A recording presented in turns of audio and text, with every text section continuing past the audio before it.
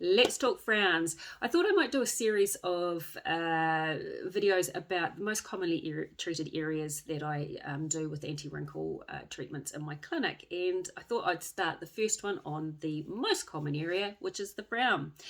Now, why we treat a frown? Generally, a frown is associated with a negative emotion. So, hands up who's got a strong frown, and people are constantly telling you, "Stop frowning. What's wrong? You look so grumpy."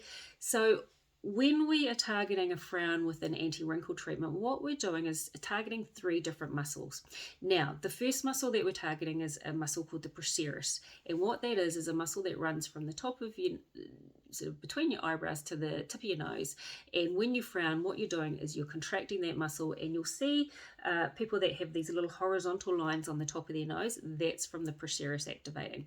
The other two muscles that we are targeting are the corrugators, and they sit across top of your eyebrows, and when you frown, you're going to be drawing them in medially, and it creates these vertical lines.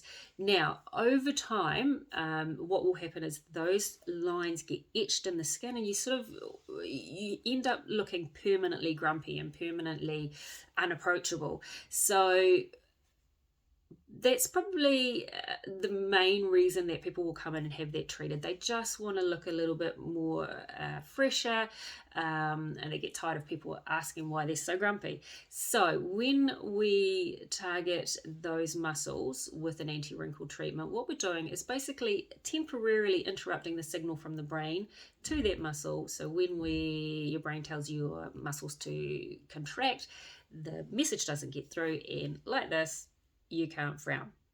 So that is anatomy session number one of the frown. Now, the average price to treat a frown for anti-wrinkle treatment, you're looking at about anywhere from $180 to $300, and it depends on how strong that muscle is. Some people have a very, very strong muscle, so we need to put in the maximum amount of units to really get that longevity of treatment. Now, when it comes to treating a frown, you're best to try and start earlier rather than later, because what you don't want to end up doing is treating in the lines that are there when your face is at rest.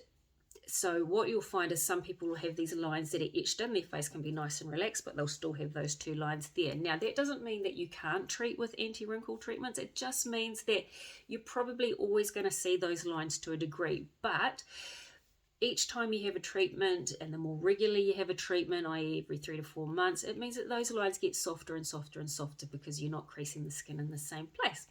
So that is Anatomy Friday today, concentrating on the frown. As always, if you have any questions, please get in touch.